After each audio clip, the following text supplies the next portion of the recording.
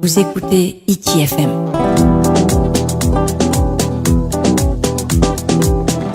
ITFM, la plus belle des radios. Yorana Lionel. Yorana. Te vera te whanhor a ta auto whaatapura e tupu te re ananhei o iau I te whaati mena hei te whanhora. E whaatupu ia te pū e teiti turisme, te whanora e te imatahiti ananhei, e maha teime tēnei, e whaatupu ia te whanora, e te inaropa e te pū teiti turisme, e whaite te nehe te rupe o te mau whaa I teiti nei, e no reira wa whaoti mātou e hare I roto tara whaa no papeno, e ro te mea e warau te mauhei nenhe e te verati te mauhei top e te warahoi tara topara apape te mauhei e I muri ho te hohoa o te mau nani at pro te hiro atumu o te mauhei te verati te mau marae e no reira te inaro nei mātou, e whaatupu whaho te whanora, e wahauro te mōtata I te mō matahiti mere anei, e hare I roto tera whaa. No te mea e hare no e roto e warheit mō preo katkat hoa ia, ai tātu hui, no te mea e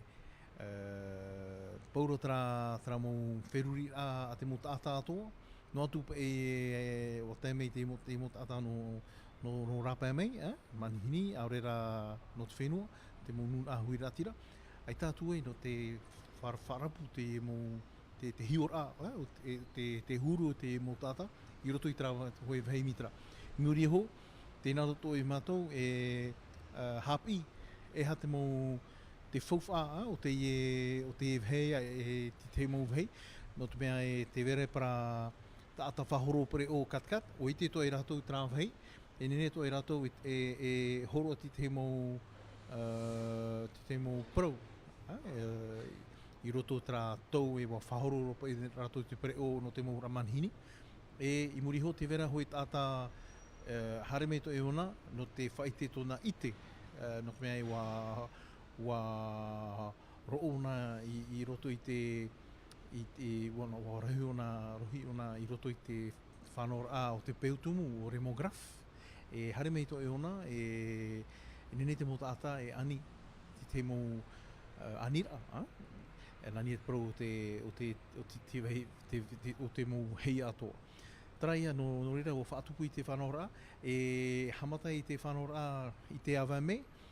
ananhei e hamata I te hora peupeuro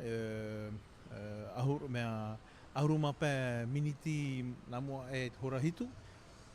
te vera te kawhi I nei I tathei, tera whare I e uowo me tei, I muri ho tapa atu e mātou tera wei hionui I papeno, tathei, tera muri awei. No reira te vera te mo hohoa, te mo hutaua praura, no te hei tātou e hare namo I o. I muri ho, e tapa atu e mātou hoi mare whaahuhu. Nani e tera mare pauro mai te tau te namo e hare I roto tera whaa no papeno te vera hoi tera tape ara I o namo no te hamaru te mō te mō atua e muri ho tapa atu e mātou I roto hare roi tera hei rua wahine e muri ho tapa atu e mātou tera whare tama maroto e warau I reira te mō mei te huru te vera ti te ni naro I rato e tapapa e tera topara apape maroto pata awe no pei a reira te vera hoi whanora nani at koad no te tapapa te mō hei e te mō preo nene to e hare matete tera te hamatara o te trapa e apo pohi tunnel na mo e hare I trapa te waiuta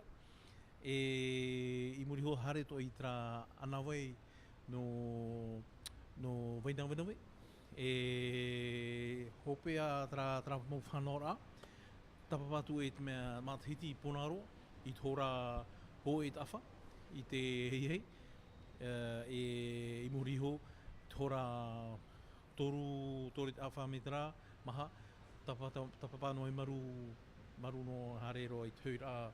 i te wharemanihini ia e tina roto e matou e hamaruru ia maramanui no te ratou i te nani e tra whanaora tamo whanaora ametra no te mea paurot mohana ti o ratou e i te ratou e athuru o te pape no te mea e o i te tatou te mohana mere anei wa rei pape tupa no reira e hua no pe ia no reira wa whaite e ratou te pepe huru me te iri no te mea wa tape ri te mea te hua e nenei te nei whātomu pe i roto ai tatu e ia e tina roto i matou e hamaruru i a ratou. Hopea. Mana hopea te wa ore o to i matou e hamaru to tra mu tata whahoropere o katkat no te mea e au e to pe ratou e whari i te i whanora o i te matou me te uru te vera ti te mo peira rei e te ratou i nene atupu te tapro e hupa no te mea wa rawe ana e pe pra manihini ia te mo preo no reira i te ananhei e te peira rei tano me te e te hinaroto e mate ha mumu ha maruru me te ia ratou no te tere nauta. Maruru me te. Ok. Yorana Hiti FM, oui, un grand plaisir pour Tahiti Tourisme de proposer cette expérience à nouveau pour essayer de retrouver le mana en allant donc